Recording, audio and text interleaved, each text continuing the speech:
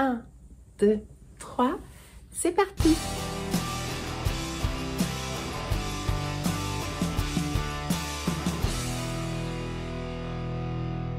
Bonjour, moi c'est Emma, bienvenue pour ce 90e épisode de podcast au sujet du tricot. Bienvenue sur Tricolibri. Aujourd'hui, nous sommes le 13 novembre 2024 et je filme cet épisode sans avoir trop préparé et parce que je dois laisser un des ouvrages terminés à mon mari pour qu'il s'en aille avec. Et donc ça a été un peu, hop, voilà, j'essaie de cadrer, ça a été un peu l'excuse pour que je vienne vous raconter mes petites affaires et mes avancées en tricot aujourd'hui. Nous allons avoir le nez qui coule comme d'habitude, mais bon bref, nous allons avoir 1, 2, 3 ouvrages terminés, je crois.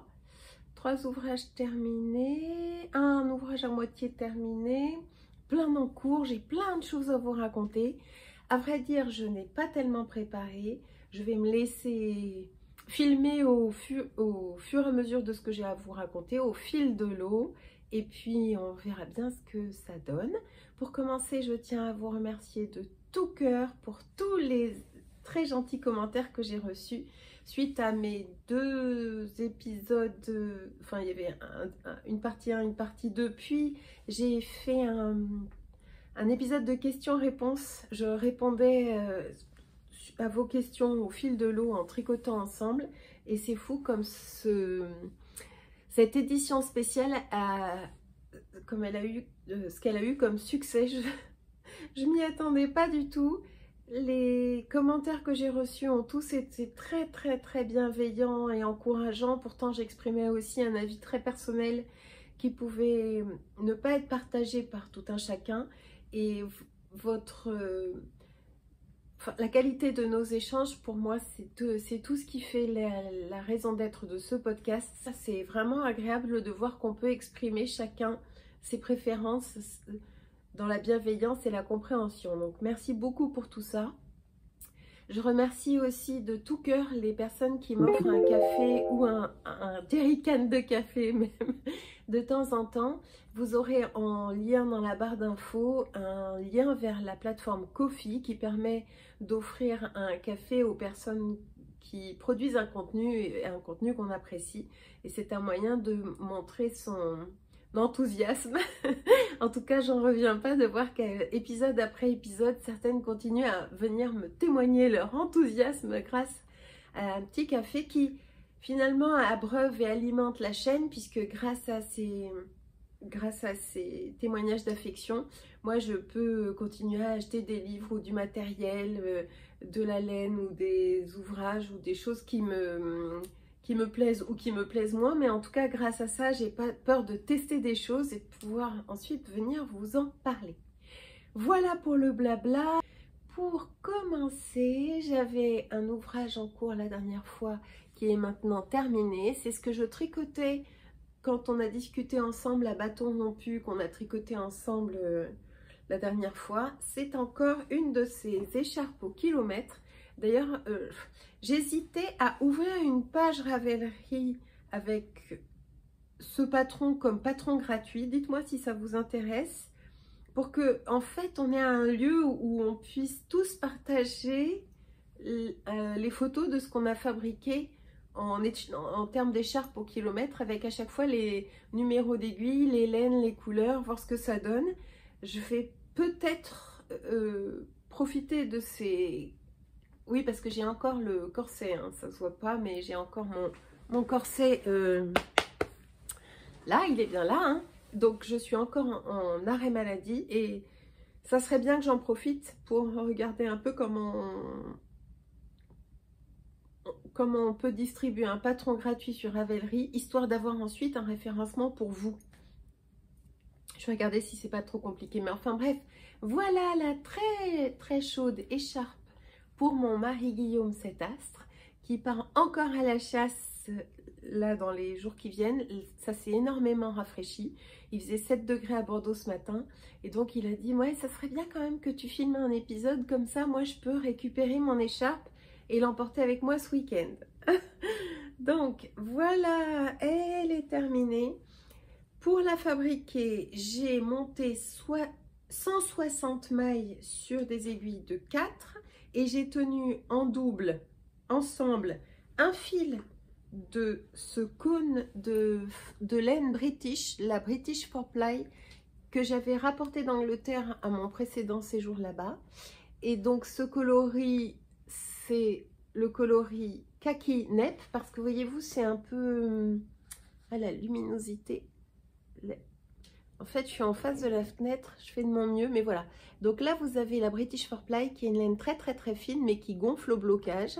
Et j'en ai utilisé, je dirais, 1200 mètres. Sur les 500 grammes, j'ai dû utiliser la moitié, je pense. Et avec, tenue en double, il me reste plus que ça.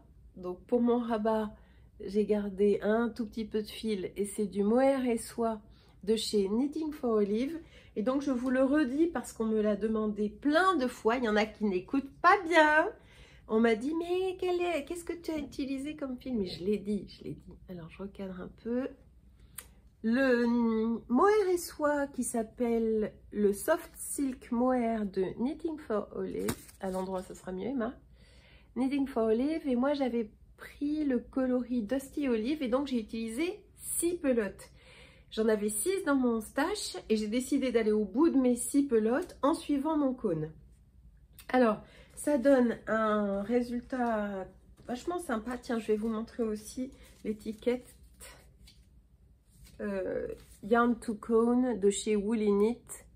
Voilà, et si vous voulez un équivalent, il y a la Super Soft de chez Holst Garn qui pourrait faire le job vachement bien, qui gonfle tout à fait également au blocage, qui a le même genre de structure comme fil et qui est pas cher du tout. Sur laine et tricot, vous la trouvez, la Super Soft de chez Holst Garn. Elle gonfle, elle est très fine, mais elle gonfle bien au blocage. Et si vous en prenez 4 ou 5 pelotes, vous avez largement de quoi faire une grande écharpe comme ça. Il faudrait que je la mesure, je ne sais pas combien elle mesure, je vais la mesurer, je vais vous dire. Et donc voilà le rendu. De près, ça donne ça. Donc on a un assez joli fondu entre le mohair et soie qui fait pas un halo énorme, hein. Le mohair et soie de chez Knitting for Olive, il n'est pas très velu. Et je trouve que pour un accessoire pour homme, c'est mieux qu'il n'y ait pas un énorme fluff.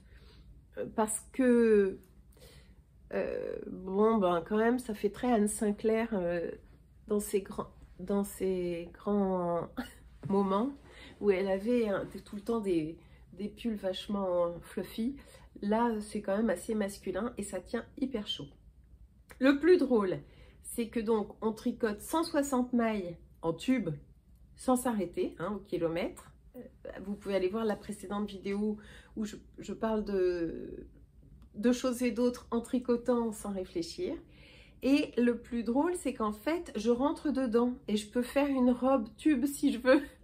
Je rentre complètement dedans. Je pense si j'avais monté un tout petit peu moins de mailles, 140 mailles, 20 mailles de moins, ça allait très bien aussi. Là où il faut... Enfin, ce qu'il faut se dire, c'est que elle est plus large et moins longue qu'elle ne sera après blocage. Parce que je vais regarder ce que j'ai comme... Bougez pas, je vais aller prendre mes notes. Alors, j'avais noté la taille qu'elle faisait avant blocage et je vais pouvoir vous dire la taille qu'elle fait. 160 mailles, aiguille coudée de 4, 6 pelotes de sol à 1. Avant blocage, elle faisait 1,72 m de long sur 38 cm de large. Et après blocage, elle fait... Vachement préparée, hein. Après blocage, elle fait toujours 38 cm de large. 38 cm de là à là. Et en longueur, est-ce qu'elle s'est rallongée? On va regarder ça tout de suite. Tac.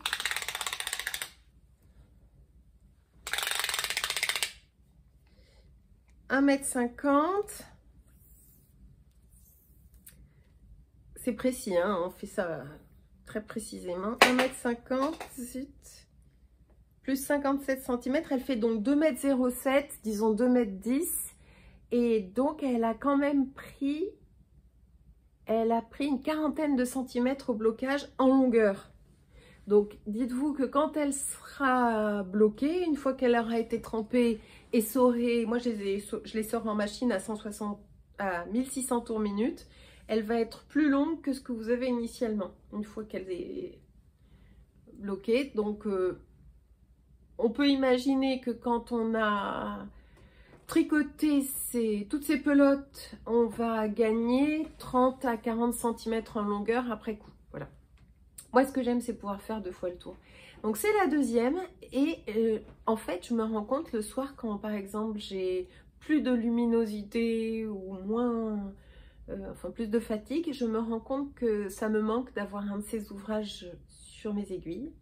Et donc, je pense que dans la journée, ou peut-être pendant que je ferai le montage de ce podcast, parce que je vais avoir besoin d'un truc zéro cerveau, à ce moment-là, je mettrai en route une 3e écharpe sur mes aiguilles. Avec... faut que je regarde ce que j'ai en stock, mais j'aurais bien envie d'en faire une bleu marine. J'ai pas dit ce que je portais. Je porte le Marseille Sweater de Petite Knit que j'ai tricoté en Derum Natura Ulysse ou Gilliatt, je sais plus. Je l'ai tricoté il y a vraiment longtemps maintenant, peut-être 3 ans. Et je le porte pas mal, je la porte pas mal, je la porte beaucoup. Et je porte aussi des chaussettes tricotées main rouge assorties. Et mes chaussettes rouges, c'est finalement les chaussettes que je porte le plus. Mes chaussettes rouges à côte 3.1 et mes chaussettes unies, c'est celles que je porte le plus. Voilà, donc j'ai pu vous parler de cet ouvrage, ce qui était le but initial de cet épisode. C'est une bonne chose de faite.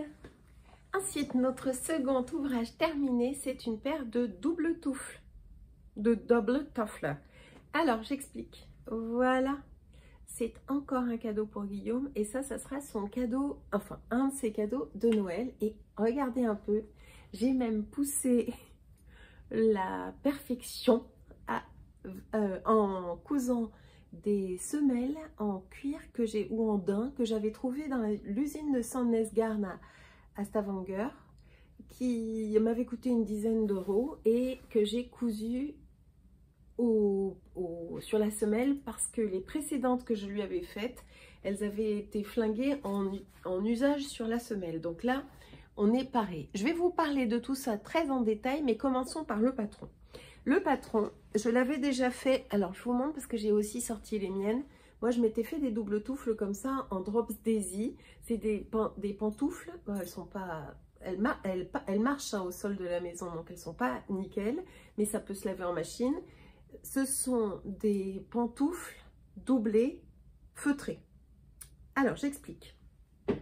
Le patron, commençons par ce patron. Le patron, c'est un patron que je mettrai en lien qui n'est pas tellement facile à trouver en anglais, dans sa version en anglais, qui est un patron gratuit de chez Sandnes Garn, mais qui est plus facile à trouver en norvégien qu'en anglais. Donc en bas, en barre d'infos, je vous mettrai le lien pour que vous puissiez retrouver les double slippers ou double toffler en norvégien. Donc moi j'appelle ça les doubles toufles, pantoufles, enfin c'est à peu près le même état d'esprit, les mêmes esprits. Et ce que je voulais faire, c'était faire un tutoriel pas à pas pour fabriquer ces pantoufles. J'avais commencé à filmer et tout, puis je me suis rendu compte que c'était un boulot énorme pour quelque chose qui existait déjà, parce que moi j'ai trouvé des tutos pour les faire, avec même les modifications que j'ai faites dans ces tutos là. Donc comme ils existent déjà, je vous les mettrai en lien, même si c'est en anglais, vous pouvez bien regarder les gestes ou progresser en anglais rien qu'en regardant comment elles font. Donc le patron est très succinct puisqu'il tient en une page et il y a 1, 2, 3, 4, 5, 6, 7, 8, 9 tailles. Pour Guillaume, j'ai fait la 8e taille. Et puis, j'ai apporté quelques modifications dont je vous parle tout de suite. Donc, normalement, ces pantoufles, je vais vous mettre une photo là. Là, je me décale un peu. des pantoufles quand elles sont pas feutrées. Vous allez voir, elles doivent être immenses. D'ailleurs, on vous dit qu'au départ, avant feutrage, celles-ci, elles doivent mesurer 38 cm sur le pied. Et qu'après feutrage, elles ont perdu 10 cm, elles en mesurent 28, 10, de la pointe jusqu'au talon. Donc en fait, ce sont des chaussons doublés, puisque on tricote un genre de rectangle fermé, puis 2 pans de pied, et on rentre les pans de pied l'un dans l'autre après feutrage. Et on commence normalement par ici un montage en circulaire qu'on va ensuite coudre. Et moi, pour une des seules modifications que j'ai faites, c'est que j'ai fait un Turkish Caston, un montage à la turque en fait, pour pouvoir ne pas avoir de couture ici et pour pouvoir avoir oui, un fond de chausson, là, un talon plus régulier.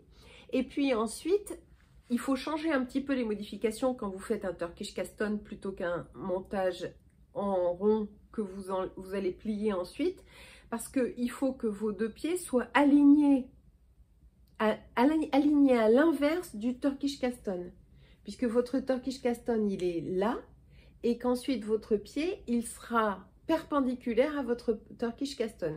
En fait, c'est difficile de de parler après coup quand le chausson est fini, mais si vous regardez les fameuses vidéos que je vous mettrai en lien, il y en a une qui est de Inge Knits, qui apporte un éclairage, mais complémentairement à un autre de Two Pearls in a Pod, qui montre aussi comment elle s'y est prise pour le feutrage. Donc, que vous dire d'autre? Donc, j'ai choisi l'avant-dernière taille, donc ça fait monter un grand nombre de mailles. J'en ai monté 2 x 39 pour avoir un total de 78 mailles.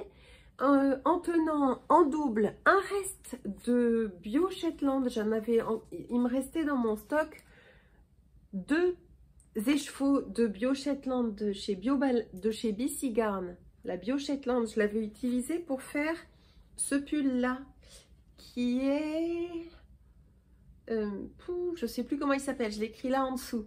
Ce pull là que je porte beaucoup, mais j'avais un peu trop de cette laine grise, donc je l'ai tenu en double. Et en plus, j'ai tenu en double de la Nord de Drops qui feutre, je le sais, à mes dépens, puisque j'avais fait une paire de chaussettes en Drops Nord et elle avait feutré par erreur en les mettant au lave-linge. Donc j'ai tenu, c'était pas cette couleur là, c'était une couleur un peu comme celle-là, c'était donc 2 fils de chaque, 2 fils de Nord, 2 fils de Bio Shetland. Ça me faisait un tissu quand même déjà assez dense, et au feutrage ça a hyper bien marché. Alors le feutrage, il a, je sais pas si vous vous souvenez d'une des vidéos où je vous montrais que j'étais devant la machine et j'avais l'intention de feutrer des chaussons comme ça. Et j'avais été un peu trop radicale dans mon feutrage. Cette fois-ci, j'ai fait très attention. J'ai fait 45 minutes de lavage 3 fois de suite, je crois, pour arriver à les feutrer. Plutôt qu'une seule fois 3 heures. Là, c'était trop feutré. J'ai préféré y aller tout doucement, tout doucement. Je sais que j'ai eu besoin de 3 cycles de lavage à 40 degrés, chacun faisant 45 minutes avec de la lessive pour arriver à obtenir le feutrage que je voulais. Et d'ailleurs, il vaut mieux, je le sais à mes dépens, faire plusieurs petits cycles qu'on recommence, plutôt que de faire un seul long cycle où c'est trop feutré d'emblée. Et voilà, et ensuite, j'ai utilisé le fil qui est dans ces pelotes de Jawol, la Jawol Superwash. À l'intérieur, ils vous fournissent un fil de renfort pour les talons et qui est un fil de renfort. Donc, je me suis dit, c'est assez costaud pour coudre mes semelles. Et là, je les ai cousus. Il y avait déjà les trous, hein, les petites perforation. Je les ai cousus avec un seul fil, mais en reprenant à certains endroits, j'ai cousu 2 fois. Je suis repassée 2 fois dans ma couture pour pouvoir vraiment renforcer les endroits où Guillaume use ses chaussons. Et puis ensuite j'ai mis des embauchoirs en bois qu'il a pour tenir ses chaussures en cuir. J'ai utilisé des embauchoirs pour leur donner leur forme et je les ai laissés sécher assez longtemps. Alors c'est marrant parce qu'à l'écran, comme d'habitude, on voit l'aspect très chiné des 2 fils tenus ensemble, mais dans la vraie vie, ça donnera plus un effet mélangé comme là, comme ça.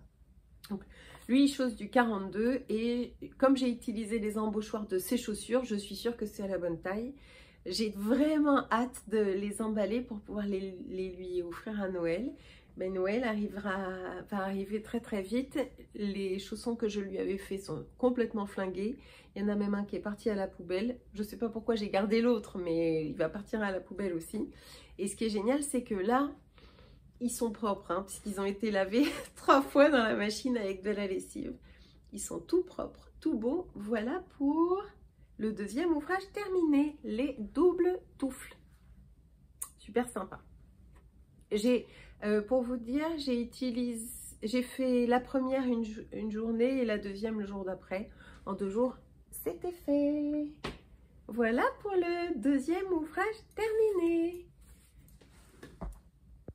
Passons maintenant à l'ouvrage terminé suivant qui était sur mes aiguilles, qui était en cours au précédent épisode il y a 3 semaines, 15 jours, 3 semaines. C'est le Tulip Loop. Alors que je regarde un peu mon patron, le Tulip Loop Roll Neck de Other Loops. Donc voilà le patron. C'est un patron que j'ai acheté 2 jours après sa sortie, que j'ai payé 8,36 €, que j'avais acheté le 4... Voilà, je l'ai acheté le 4 octobre 2024 et j'ai dû le terminer il y a maintenant bien 10 jours, donc j'ai mis 3 semaines à le faire. Mais attention, j'ai oublié de le repréciser en début de vidéo. Moi, je suis en arrêt maladie suite à un grave accident de montagne, on peut dire. Et donc, bref, j'ai beaucoup de temps pour tricoter. Je n'ai même que ça à faire et je tricote allongée. Pendant que je fais mon podcast, je suis assise. Mais après, pour le montage, je serai allongée. Et pour tout le reste de ma journée, je serai allongée parce que le corset monte jusque là. Il descend jusqu'en bas des fesses et il est très massif. Enfin, bref, d'ailleurs, heureusement que j'ai le tricot, on l'aura compris. Bref, revenons à nos moutons, c'est le cas de le dire. Le Tulip Loop Roll Neck. C'est un patron de Other Loops. C'est une créatrice danoise. Je l'ai commencé le 4 octobre. J'ai utilisé 2 fils de British 4-ply de chez Wooly-Knit. Toujours cette laine en cône dont je n'ai plus que le cône. J'avais pris le coloris Cream, un coloris neutre. Le coloris 1000 de chez Wooly-Knit. Si vous voulez, toujours pareil, vous pouvez aussi la substituer par la Super Soft de chez Holstgarn. Donc, je l'ai tenue en double parce que c'est un fil très fin. Et avec, j'ai rajouté un fil de mohair et soie de chez Lang, qui est la Lace Mohair Super Kid Silk, très douce, composée de 58% de mohair et de 42% de soie. Et donc, voilà ce que ça donne. Il est terminé, mon Other Loop. Non, mon Tulip Loop Roll Neck. Pourquoi tulip? Parce que, alors j'ai mes notes ici, parce que en fait les torsades, moi j'avais très envie d'un pull à torsade d'inspiration un peu irlandaise mais revisité. Là les torsades font des formes de tulipes et au dos on a une forme encore un petit peu originale dans la texture. C'est ça qui m'a beaucoup plu dans ce modèle, c'est que au dos nous avons un jeu de tulipe dans la tulipe en fait, hein, avec ce joli V qui se dessine comme ça. Donc moi j'ai fait la taille S, j'ai utilisé des aiguilles de 4,5 mm comme recommandé par le modèle. L'échantillon, alors il existe en français hein, ce modèle là, il est très bien expliqué. Il n'y a même pas de besoin de grille, il n'y a pas besoin de grille parce que c'est expliqué rang par rang. C'est tellement bien expliqué rang par rang qu'en fait, c'est même pas une page par taille, par exemple. Tout est en même temps. Et en quelques pages, en plus, ce qui est génial avec ce patron, c'est que il y a des photos qui correspondent plus ou moins à ce qu'elle est en train de vous expliquer au fil des pages. Donc hyper bien, très clair. Je n'ai pas hésité une seule fois à faire ce que j'avais à faire. Je ne crois pas m'être trompée non plus. J'ai respecté le patron à la lettre. Et donc on commence par... C'est une construction qui est très simple. Le plus dur se situe sur la partie du début ici, parce qu'on commence par fabriquer un dos avec la pente des épaules ici. On a un vilain reflet, je ne sais pas comment je pourrais... Bon voilà, on est chez les amateurs. Hein. Ne m'en veuillez pas pour la qualité de l'image, je fais ce que je peux, d'accord? Bon voilà. Donc on commence par ici à monter le haut du dos sans le col. Hein. C'est très bien expliqué. Je pense que quelqu'un qui a déjà tricoté un pull, une écharpe, un bonnet, une paire de chaussettes, il peut très bien faire ce modèle. C'est beaucoup de bluff ce modèle. Il est très simple à faire. Surtout si vous le faites dans une couleur claire. D'abord parce qu'il fait nuit tôt, donc une couleur foncée, c'est compliqué à tricoter quand on rentre du boulot le soir et qu'il fait déjà nuit. Et puis ensuite parce que quand la couleur est claire comme ça, on voit beaucoup mieux, enfin on a plus de facilité à lire son tricot, donc ça rend les choses plus faciles. Donc voyez-vous, on commence ici en distribuant des points et en installant son motif grâce à des sections comme ça qui sont très bien expliquées et qu'on délimite par des marqueurs. Hein. Vous glissez des marqueurs sur vos aiguilles. Et puis on se laisse complètement guider pour travailler ici. Ce sont des rangs raccourcis qui permettent de former le haut d'épaule et le haut du dos comme ça. Ensuite ici on va relever des mailles comme indiqué. Elle l'indique tellement bien que le truc se fait absolument sans problème, hein, c'est très facile. Et puis ensuite, ici aussi, on installe ces raglans pour fabriquer ces sections de texture qui vont ensuite descendre le long du pull, puisque je rappelle, enfin je ne l'ai pas dit, mais c'est évident, c'est un pull top-down, c'est comme ça que je tricote tous mes pulls. Jamais, je commence jamais par le bas, je commence toujours... Tous les modèles que j'utilise, c'est des modèles qui commencent par le haut. Ce qui est bien, c'est qu'on peut l'essayer et ajuster la longueur, la hauteur du pull. Donc, la partie la plus intéressante et la plus complexe et qui demande le plus de concentration, c'est cette partie-là. Mais une fois que vous avez rejoint le devant et le dos, et encore plus quand vous avez rejoint à partir d'ici en rond, ça devient très facile. Mais c'est pas non plus très compliqué de faire toute cette partie-là, tant c'est bien expliqué. Voilà, puis ensuite on relève des mailles pour les manches comme expliqué aussi par le modèle. Nous avons donc du point de riz, c'est sans couture, hein, c'est tout en rond. Du point de riz le long des côtés du corps, du point de riz sous les manches, mais avec une petite subtilité ici qui dessine sous la manche comme une fausse couture grâce à cette maille glissée. Alors mon blocage a rendu cette maille un petit peu plate et le haut de cette torsade du dessus de bras un peu plate aussi, un peu aplati. Mais il suffira que je le porte une journée pour qu'elle se détende ou bien que je lui redonne un coup de vapeur au fer pour qu'elle prenne une plus jolie forme et qu'elle soit moins aplatie comme ça. Elle est très jolie cette torsade. Enfin bon, moi j'aime beaucoup l'alternance de torsade fine et plate et torsade en forme de tulipe. Ce que je préfère, c'est ces torsades fines et plates là. J'ai fait mes torsades grâce à une aiguille double pointe comme ces aiguilles que j'ai là. Enfin celle-ci est en métal, hein, mais la mienne elle était en bois et ça marche très bien. J'ai pas eu besoin spécialement d'aiguilles à torsade exprès pour ça. Ensuite on nous demande de faire un rabat tubulaire, donc c'est ce que j'ai fait. C'est pas un rabat à l'italienne. Le rabat à l'italienne, c'est quand vous attaquez votre remaillage, le crafting à l'aiguille tout de suite, et le rabat tubulaire, c'est quand vous créez préalablement au rabat à l'aiguille un tube en faisant maille glissée maille tricotée, puis maille glissée, maille tricotée à l'envers sur 2 rangs de préparation avant de glisser dans ce tube qui est formé par les mailles glissées votre fil de grafting, de remaillage de Kitchener Stitch. Donc ça donne un côté très propre, très fini ici, au bas des manches, au bas du corps. Au bas du corps, je me suis appliquée à faire du combination knitting, d'ailleurs là sur mes côtes ici aussi, parce que le combination knitting fait un travail de bord-côte beaucoup plus propre, beaucoup mieux fini, dans la mesure où vous attrapez la maille envers dans le sens des aiguilles d'une montre plutôt que de la tricoter dans le sens inverse des aiguilles d'une montre. Ça la twiste un petit peu, d'ailleurs on le voit sur l'envers, ça twiste la maille envers et ça rectifie en jolies lignes. Le combination knitting, ça rectifie en jolies lignes les bords-côtes. Alors vous pouvez, j'ai rien inventé, hein, c'est un tuto que je suis allée voir sur le combination knitting qui est simple comme bonjour, et depuis je tricote toujours mes bords-côtes en combination knitting. Peut-être que ici je l'ai pas fait.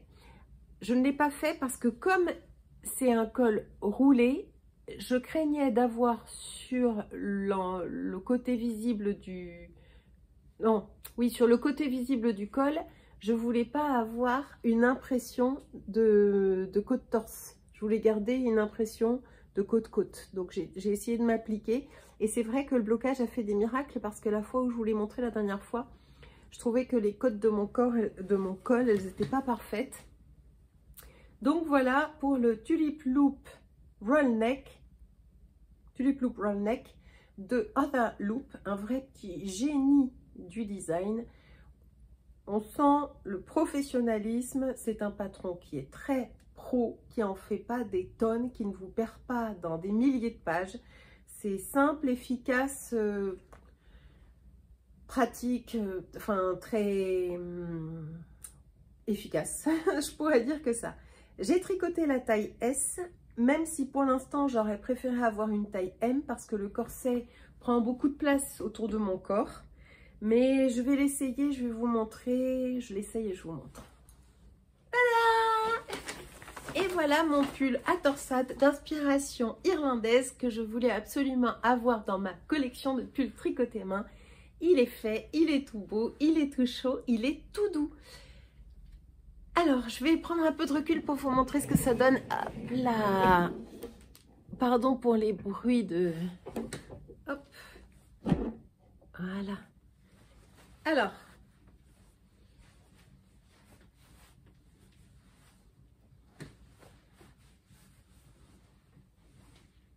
Donc, voilà ce que ça donne. Je suis désolée pour l'allure. Il y a mon corset qui monte jusque là-haut, donc on voit pas très bien l'allure finale de l'ouvrage. Mais quand je n'aurai plus le corset, j'essaierai de faire un petit défilé pour vous montrer ce que donnent vraiment les ouvrages portés sans corset. Parce que là, il a l'air un peu petit pour moi. C'est vrai que dans l'idée, ce patron-là, ce pull, il se porte très lâche, très loose. Et ma petite déception, c'est d'avoir un pull qui est un peu ajusté pour l'intention initiale du patron. Mais l'avantage, c'est que ça va passer sous mes manteaux et ça va passer sous mes vêtements de ski.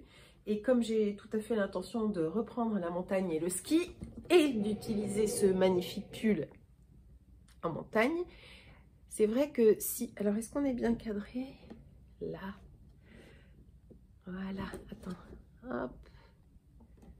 C'est vrai que si j'utilise un blouson par-dessus, il ne faut pas que le pull soit non plus trop énorme.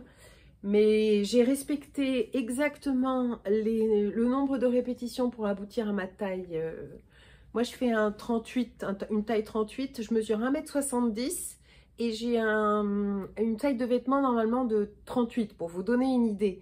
Donc, quand j'ai fait la taille S, j'étais un peu... Je pense que c'est un peu limite. La taille S, ça correspond peut-être plus. Si je voulais un peu plus d'aisance, j'aurais dû prendre la taille M du patron. Donc, le patron... Combien il contient de taille? 1, 2, alors attendez. Hop, donc de toute façon sur Ravelry, vous pouvez facilement le trouver. Hein. Il a sa fiche Ravelry et tout ça. Je crois qu'il y a 5 tailles. Oui, il y a 5 tailles au patron. Et comme il y a beaucoup d'aisance, ces 5 tailles-là peuvent être multipliées à mon avis par... Il y a 15 morphologies auxquelles ça pourrait aller, je pense, dans la mesure où il y a quand même beaucoup d'aisance positive. J'avais peur de manquer de laine, souvenez-vous, je vous disais, je tiens ce fil en double, il m'en reste très peu, comment je vais faire s'il m'en manque? Est-ce qu'éventuellement je finirai pas mes manches rien qu'en mohair et soie plutôt que de continuer? Enfin bref, vous m'avez donné des tas de recettes, d'ailleurs c'est adorable de vous impliquer à ce point dans nos échanges, j'adore. Et pour finir, il me reste ça, donc c'est vachement bien parce que ce qui me reste part dans ma couverture Sweet Shop Blanket que je vous montre tout à l'heure parce que je l'ai un petit peu avancé aussi. Et quand j'en aurai plus, je recevrai une commande de chez Kalidou que j'ai commandé ce matin parce que je n'ai plus de fond blanc pour ma couverture de reste. Quand j'aurai fini celui-là, enfin c'est pas une couverture de reste, c'est la Sweet Shop Blanket, je vous montre ça tout de suite après. C'est fou, j'ai l'impression de cavaler dans ce podcast, de parler beaucoup trop vite, mais c'est vrai que il y en a partout dans ma chambre là. Et je me dis, comment je peux faire pour leur parler de tout ça en un seul épisode? Et je pense qu'en fait, ce que je vais faire, c'est que je vais couper cet épisode en 2 parties pour arrêter de parler aussi vite et pour pouvoir prendre le temps de rendre hommage à chaque ouvrage comme il se doit. On fait ça? Allez, on ralentit. On va faire 2 parties, Emma, c'est pas grave. Là il m'en reste ça et de ma longue lace j'ai utilisé 5 pelotes et j'ai un petit reste de peut-être 10 grammes. Bon, c'est très léger, hein, peut-être un peu moins qu'une demi-pelote de long lace et je les teinte, je vais vous montrer, j'ai fait de la patouille, de la teinture. On voit mon corset, c'est moche, il arrive jusque là, c'est pas terrible. Donc 2 fils de ça, plus un fil de ça. Ou bien, si vous avez dans votre stock de laine une DK plus une lace, ça peut marcher aussi. L'échantillon pour ce pull, il est de... Alors moi, comme d'habitude, j'ai pas fait d'échantillon, hein, donc je vous parle d'échantillon, mais je n'en ai pas fait. Non, non, madame, moi je ne fais pas d'échantillon. Moi, je ne comprends même plus le concept de l'échantillon. Parce que tu tricotes un échantillon à plat alors que ton pull, il va être en rond. Donc, pas du tout la même tension. Ben oui, puisque à plat, tu vas avoir des rangs endroits, des rangs envers, alors qu'en rond, tu n'as que des rangs endroits. Moi, ma tension n'est pas du tout la même en maille envers et en maille endroit, en knit et en purl. Donc déjà, l'échantillon, il est foireux. Donc, c'est même pire de faire un échantillon, pour moi, hein, parce que en fait, ça m'induit en erreur. Je pense que j'ai la bonne tension et puis finalement, une fois que je passe en rond, je n'ai plus du tout la même tension. Donc le pull, eh ben, quand il est trop grand ou trop petit, c'est trop tard, tu l'as fait. Hein. Donc l'échantillon, moi je me méfie. Ce que je fais, c'est que je prends les aiguilles qui sont préconisées par le patron. Je commence mon ouvrage et une fois que je suis dans la situation réelle, en situation de tricot réel, je regarde si la texture du tissu me plaît, si j'ai le bon nombre de mailles au 10 cm, mais une fois que j'ai commencé mon tricot, parce que je peux toujours le défaire et recommencer avec une taille d'aiguille plus grande ou plus petite. Si par exemple je me rends compte que la matière elle fait très carton, ou que au contraire elle est très déjaugée, ou que mon ouvrage il est trop transparent, enfin bref, je peux toujours adapter. Donc il faut soit de la DK, là il propose de la Heavy Merino de Knitting for Olive qui fait 125 mètres au 50 grammes. Et ça vous pouvez remplacer par exemple par de la Lima de chez Drops ou par de la Daisy ou par la Charisma. D'ailleurs il y a une promo en ce moment sur certaines de ces laines sur Kalidou. Ou vous pouvez aussi remplacer par de la Fiesta, qui est une des laines à chaussettes qui vient de sortir, qui est en DK aussi. DK, ça veut dire Double Knit. ça veut dire 100 mètres aux 50 grammes, 200 mètres aux 100 grammes à peu près. Et eux, ils proposent de doubler donc de la Heavy Merino avec de la Soft Silk Mohair de chez Knitting for Olive aussi, ou de la Guépard. Enfin bref, c'est toujours une DK plus un fil lace de mohair et soie. Et moi, j'ai pris 2 fils de fingering pour obtenir de la DK plus un fil de mohair et soie. Et donc, j'ai utilisé 5 pelotes de 4,5 de lace long de la mohair Super Kid Silk. Et il est tout doux, il est très très agréable, ça ne me pique pas du tout. Pourtant, l'effet col roulé pourrait être un peu gênant au niveau de l'encolure, là où on est le plus sensible, mais non, pas du tout, c'est très agréable. Je n'ai toujours pas dit quel était l'échantillon recommandé pour ce pull, hein. Je suis partie dans des tas de trucs, mais l'échantillon,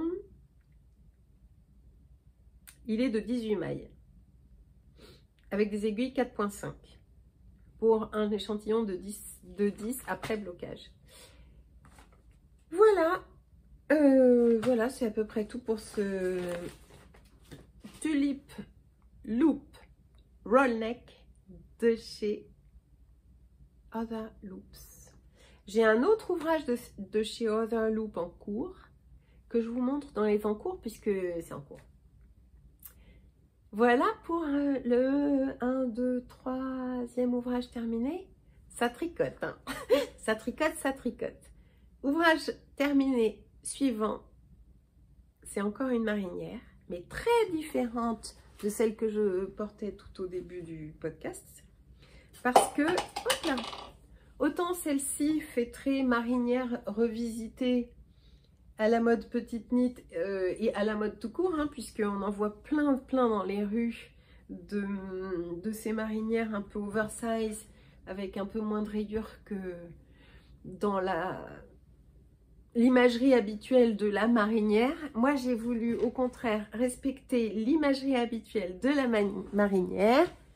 Donc, mon idée, c'était d'utiliser ou d'essayer d'utiliser un maximum de patrons de ma patron tech et de fils de mon stash.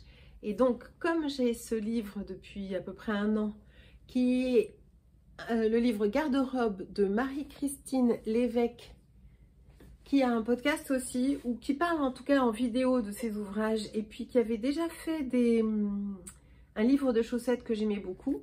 Et Basile, un de mes fils, me l'a offert pour Noël ou mon anniversaire il y a 1 an.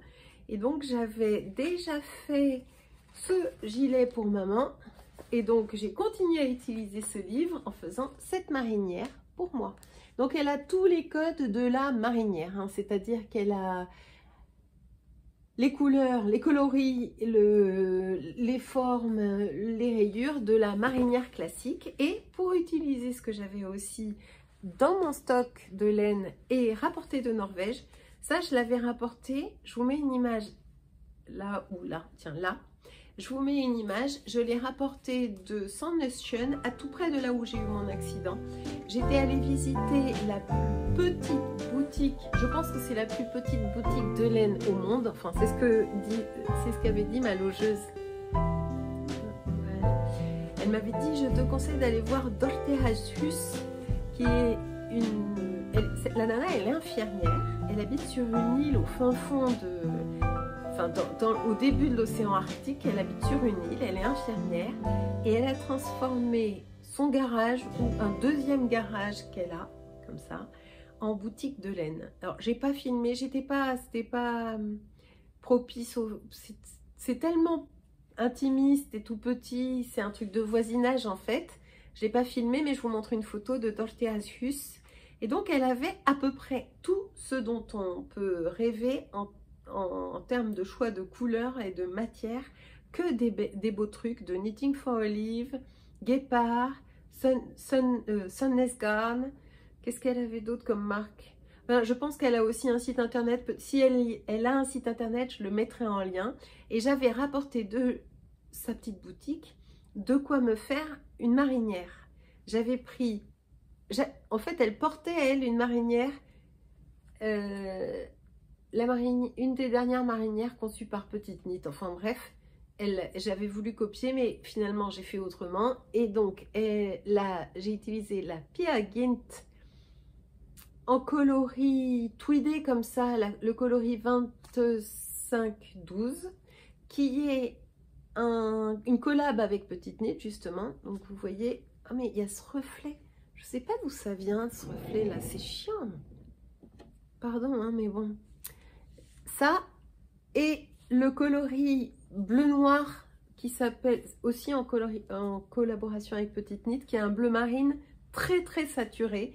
Celui-là j'en rêvais depuis longtemps, je voulais absolument me faire un pull qui soit noir pas noir, bleu marine mais pas bleu marine, et donc le coloris Sailor in the Dark, coloris 5591, encore en collaboration avec Petite Knit.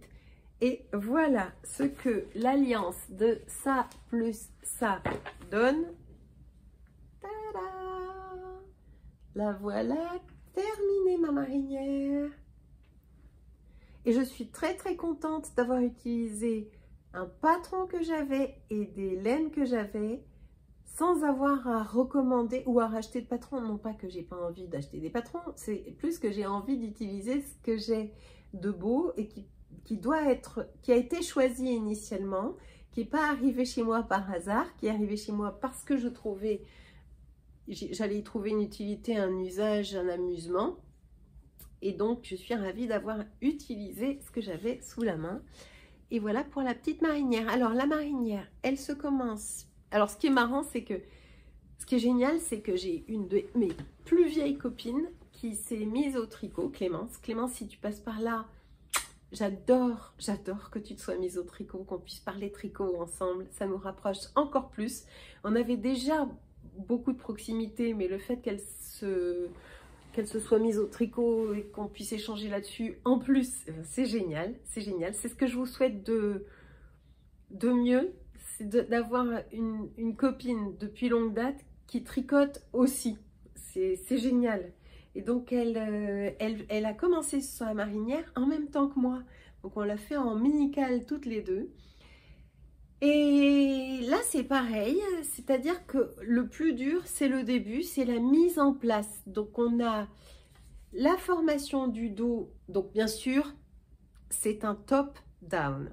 On commence par le dos ici, on ne monte pas le col sera monté par la suite. On commence ici, on forge les pentes d'épaule en fabriquant sur le haut d'épaule comme une fausse patte de boutonnage en côte-torse. Je ne sais pas si on le voit bien parce que sur ce bleu marine très foncé, je vais peut-être avoir du mal à vous le montrer. Tout ce qu'on va voir, c'est les poils et les cheveux et les... Voilà, mais bon, bref, oui, on le voit. Et ensuite, on n'a pas de couture du tout. Ici, c'est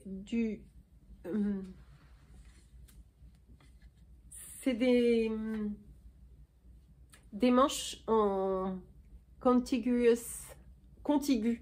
Tout est construit de manière contiguë, c'est-à-dire qu'on vous fait placer des marqueurs sur les ouvertures d'épaule et on vous fait faire des augmentations à rythme régulier pour forger le haut de bras, le haut d'épaule, tout d'un seul tenant. C'est hyper clair, très construit, très bien expliqué par Marie-Christine Lévesque. Ce cintre, il me gêne plus qu'autre chose. Que je vous montre la construction d'épaule. Donc là, en transparence, vous voyez très bien la construction d'épaule. Et tout ça, ce ne sont absolument pas des coutures. C'est un montage contigu. Ici, hop, qui donne très bien, qui est très simple. Une fois qu'on a installé les marqueurs comme elle vous le demande, vous n'avez qu'à ouvrir le haut d'épaule comme elle le demande ici, fabriquer les augmentations de raglan. Enfin, c'est pas un raglan d'ailleurs, ce sont des manches montées. Enfin, c'est des manches qui ont l'air montées mais qui sont en formation contiguë. Voilà. Et ensuite, on rejoint en rond. Et une fois qu'on rejoint en rond, on a fait le plus dur. Mais si, non, il y a des augmentations pour les manches. On met les manches en attente sur des Scooby-Doo, puis ensuite on tricote en rond avec des alternances de rayures qui sont indiquées. Et on finit par bord-côte en bas des manches. D'ailleurs, j'ai rentré un fil qui dépasse, ça m'énerve. Hier, je l'ai porté toute la journée, ma marinière. Je venais de la finir et de la bloquer. Elle a séché très vite alors qu'il ne faisait pas beau parce que je l'ai mise aussi en machine en cycle essorage. Attention, si vous utilisez votre machine pour essorer vos ouvrages après blocage ou lors du blocage, c'est essorage sans rinçage. Hein. C'est essorage vidange, mais pas essorage plus rinçage. Et c'est essorage à beaucoup de tours par minute pour que l'ouvrage n'aille pas balloter dans le tambour et qu'il ne finisse pas par feutrer. Hein. C'est pas ici, c'est pas le feutrage. On n'est plus dans le feutrage, on est dans l'essorage simple. Hein. Ensuite, on relève des mailles pour le col. C'est un col double ici. Hop. Elle propose... alors, moi, j'ai fait mon petit twist, c'est-à-dire que... c'est pas indiqué comme ça sur le patron. Là, sur le patron, vous faites des côtes torse et vous repliez simplement. Alors que moi, j'ai fait mon nombre de côtes torse et ensuite un rang en vert pour bien replier mon col, pour avoir plus de facilité à replier mon col et fabriquer une pliure nette et franche sur le bord du col en côte torse aussi. J'ai pas encore mis l'étiquette Tricolibri. En revanche, j'ai mis une étiquette qu'on m'avait offerte ici. La vie est une fête, habille-toi en conséquence. Sauf que j'ai un peu... Alors quand je le porte, l'étiquette s'étale un peu mieux. Là, c'est parce qu'il n'est pas porté, donc elle se ratatine. Ah bah je vais le porter comme ça, je vais vous montrer tout de suite. Juste une chose avant de l'essayer pour vous montrer ce que ça donne. La rayure. Alors, quand on fait des rayures, si on fait pas gaffe, au moment du changement de couleur, on risque d'avoir un décalage dans la rayure. Alors là, sur ce côté-là, on ne le voit pas puisque c'est tricoté en rond, donc il n'y a pas de décalage dans la rayure. En revanche, sur ce côté-là, qui était mon début de rang, ici, on voit bien qu'il y a un décalage puisque quand on tricote en rond, on tricote en forme de ressort, en hélicoïdal, d'accord? Donc il y a bien un moment où on fabrique un rang de plus et donc il y a ce décalage. Un décalage, c'est pas gênant, un trou, c'est plus gênant. Donc pour éviter le trou, ce que je fais, c'est que je glisse la première maille du rang après avoir tricoté un nouveau rang dans la nouvelle couleur.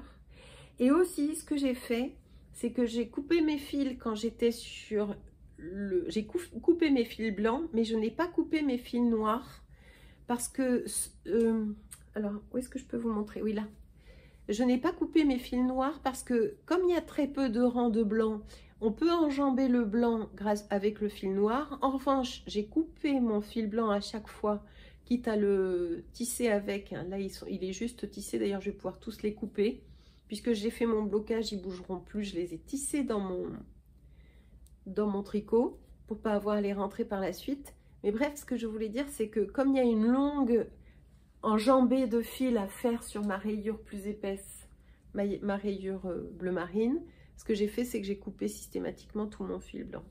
Donc là, ces fils-là, ils ont été tissés, je sais pas si on le voit, ils partent du début de rang et je les tisse en les enroulant autour de mon fil de travail, du fil que je tricote, afin de les faire rentrer au fur et à mesure dans mon tissu et de ne pas avoir à rentrer tous les fils à la fin de l'ouvrage. Et franchement, bon, je trouve que ça donne bien. On ne voit pas le rentrage des fils sur l'endroit.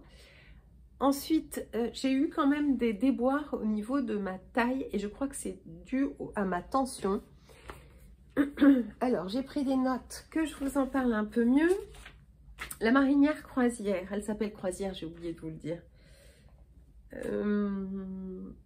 J'ai fait la taille M. Et en fonction de mes calculs, il y avait 9 cm d'aisance positive au lieu des 6 recommandés. Et en fait, quand je l'ai essayé quand j'en étais là, elle était immense. Elle faisait ça autour de mon corps, c'était horrible. Ça faisait vraiment pas joli, quoi. C'était pas à ma taille. J'ai donc tout défait, gardé la taille M, relevé beaucoup moins de mailles ici, sous les emmanches, sous les bras, pour avoir une... Parce que, en fait, sous les bras ici, on relève des mailles, ok? Si tu relèves 20 mailles, tu as une grande envergure sous chaque bras qui va donner donc en écho, en répercussion, une plus grande envergure à tout le reste de ton corps. Si tu relèves 4 mailles, c'est ce que j'ai fait, tu vas rétrécir le dessous de bras, mais par extension, tu vas aussi rétrécir la circonférence de ton corps. Donc c'est comme ça que j'ai rattrapé le coup. Au lieu de défaire tout le pull, j'ai juste défait jusqu'à la séparation pour jusqu'à la mise en rond du corps. J'ai relevé beaucoup moins de mailles que préconisé, j'en ai relevé que 4. J'ai changé de taille d'aiguille parce que j'étais en 4,5 et je suis passée en 4 pour pouvoir de 2 manières différentes réduire la taille de mon pull. Et puis j'ai fait exprès aussi de tricoter très serré cet ouvrage parce qu'une marinière, c'est fait pour être à l'épreuve du vent, de la force des éléments, des vagues et tout. Et je voulais garder cette espèce de tension du fil dans mon tricot. Donc ça a assez bien marché. Pour avoir comme un pull marin, quoi. Hein. Bon, je l'essaye et je vous montre. Tada! Et voilà ma nouvelle marinière. Je suis absolument ravie du résultat, surtout au niveau des coloris. J'aime beaucoup ce bleu marine très saturé, très profond. Sailor in the Dark, qui porte bien son nom. Et je vais la porter beaucoup, je pense. Elle est parfaitement comme j'imaginais, comme je voulais qu'elle soit, sachant qu'elle n'est pas tellement bien portée en ce moment, puisqu'elle est portée avec le corset. Bref, d'ailleurs on m'a posé la question jusqu'à quand est-ce que tu auras ton corset? Je ne sais pas du tout. J'ai un scanner de contrôle la semaine prochaine. Rendez-vous avec la traumatologue qui m'en dira plus la semaine prochaine. J'espère pouvoir ne plus le porter la nuit, ça serait génial. Parce que la nuit c'est le pire. Comme il remonte, il me coupe la circulation puisqu'il remonte jusque là. Donc il me coupe la circulation dans les bras, donc je dors vraiment mal et ça me rend très irritable ce corset, c'est un inconfort permanent. Enfin bref, bon, assez parlé du... Voilà ce qui arrive quand on fait des trucs. Voilà ce qui arrive.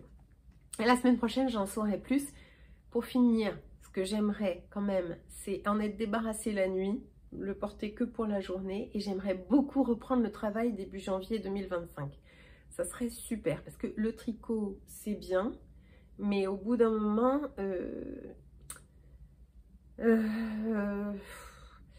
j'ai comme une culpabilité aussi à pas aller travailler. Ça me gêne beaucoup cette histoire de pas travailler en ce moment. C'est moi hein, qui réagis comme ça. Hein. C'est chacun son rythme et sa vision des choses. Moi j'ai beaucoup de mal à... Alors je produis beaucoup de tricot parce que j'ai besoin d'être productive. Parce que le tricot, ça m'amuse beaucoup. D'ailleurs, on peut faire un petit aparté sur ce sujet. On me demande souvent, mais comment tu fais pour tricoter tous ces pulls, pour porter tous ces pulls? Sous-entendu, est-ce que ça fait pas un peu trop de pulls? À quoi ça sert finalement de tricoter autant? C'est juste parce que ça m'amuse en fait. Ça m'amuse autant que quelqu'un qui va à la pêche mais qui mange pas forcément son poisson. Ou ça m'amuse autant que je sais pas, n'importe quel loisir ou n'importe quel sport, ou par exemple quelqu'un qui ferait de la peinture ou de la sculpture, où on va pas lui dire « Oh bah qu'est-ce que tu fais toutes ces peintures à la fin du cours ?» Non, bah tu fais de la peinture pour faire de la peinture, moi je fais du tricot pour faire du tricot parce que l'expérience m'amuse énormément. Et c'est pas forcément nécessairement pour l'objet terminé. Là oui, c'est typiquement, je voulais avoir une marinière marinière. Donc là, on est typiquement dans l'ouvrage sympa, amusant à faire et tout, mais qui aussi est à propos, puisque je voulais absolument avoir une marinière, pas une marinière, un pull marin. Voilà, je voulais un pull marin, c'est chose faite. La Peer Gynt, puisque j'ai quand même quelques notes, je voulais vous en parler. La Peer Gynt, donc il faut savoir qu'elle tient son nom du compositeur. Alors, pour pas vous dire de bêtises, je vérifie. Alors, je suis allée vérifier. Effectivement, la laine Peer Gynt, elle est composée de 100% de laine norvégienne. Elle est un tout petit peu piquante, comme dans ce qu'on imagine d'une laine pure laine, mais au porté, ça va très bien. Elle n'est pas du tout gênante à porter. C'est pas du tout aussi piquant, par exemple, que de la Petlopi de Istex. Et elle tient son nom, Peer Gynt, de la pièce du compositeur Ibsen, le compositeur norvégien qui s'appelait Henrik Ibsen. Et la pièce, c'était une pièce en vers, écrite en 1867 par Ibsen, qui s'appelait Peer Gynt. Et la pièce raconte le périple en 5 actes d'un explorateur norvégien qui part du nord de la Norvège pour aller jusqu'en Afrique, Afrique du Nord, dans le désert, et retour. Donc sur ces 5 actes, la pièce raconte le voyage initiatique d'un Norvégien de la Norvège jusqu'à l'Afrique du Nord. Enfin bref, Henrik Ibsen, et la musique était de Grieg. Et alors, la Peer Gynt, elle est connue et reconnue depuis qu'elle existe, depuis très très longtemps. Elle fait partie de la gamme Sandnesgarn depuis très longtemps, mais elle a énormément de succès en ce moment. Beaucoup de designers l'utilisent dans leurs patrons et la recommandent. C'est une laine qui est très robuste, ou reconnue comme telle en tout cas. On dit que les pulls qui sont fabriqués en Peer Gynt vous dureront toute une vie, évidemment, si vous ne les mettez pas à la machine, hein, parce que c'est pas une laine super wash.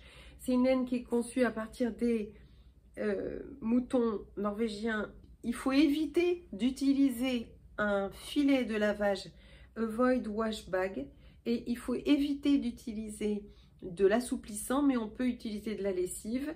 Et elle fait 91 mètres pour 50 grammes. Et donc là, méfiance, d'ailleurs il m'en a manqué par rapport à celle que j'avais récupérée en Norvège chez Dortias Hus. Il a fallu que j'en recommande. J'en ai commandé sur Madeleine, je crois. Madeleine, le site de mercerie en ligne. C'était pas le même bain, mais comme j'ai des rayures, c'était pas grave. Et de toute façon, c'est quand même une laine industrielle, donc on peut faire confiance à la régularité des couleurs, disons. Et c'est une laine qui file très très vite. 91 mètres et 50 grammes, ça passe très très vite. Vous faites le début du col, plaf, il faut changer de pelote, et j'en ai donc utilisé, je sais plus, j'en ai utilisé, je vais regarder, on va compter ensemble. Donc là on a la 85-11, 1, 2, 3, 4, quand je vous dis que je suis pas préparée, hein, 5, 6, 7, 8, et j'ai entamé la 9e, donc faut compter pour une taille. J'ai fait une taille M. Non, oui, j'ai fait la taille M. Il faut compter 9 pelotes de couleur de fond et 3 pelotes pour les rayures, parce que j'ai entamé la 3e. Donc je pense qu'il faut bien 9 et 3, 12 pelotes de Peer Gynt. Ouais, il faut 12 à 13 pelotes de Peer Gynt. Voilà pour cet ouvrage qui est tout à fait satisfaisant. Je me lève pour vous montrer ce que ça donne debout. Hop. Alors, une fois de plus, on fait abstraction du gros corset.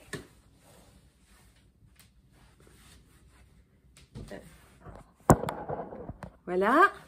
Alors, pour être tout à fait honnête avec vous, il y a un problème avec ce pull et j'espère que c'est dû au corset. Regardez, si par exemple, je prends mes cheveux ou que je me touche les cheveux ou que je fais quelque chose en hauteur, et bien après, il y a le pull qui ne redescend pas. Donc, on espère que c'est dû au corset.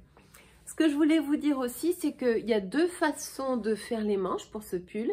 Vous pouvez soit faire des manches avec diminution, et Marie-Christine Lévesque vous explique comment faire vos diminutions pour avoir une pente de manche qui se resserre au fil du bras, qui est anatomique, hein. Soit vous ne faites aucune diminution, comme sur le modèle qu'elle porte elle là. Vous ne faites pas de diminution. Alors où est-ce qu'elle est la petite Marie-Christine Lévesque? Là.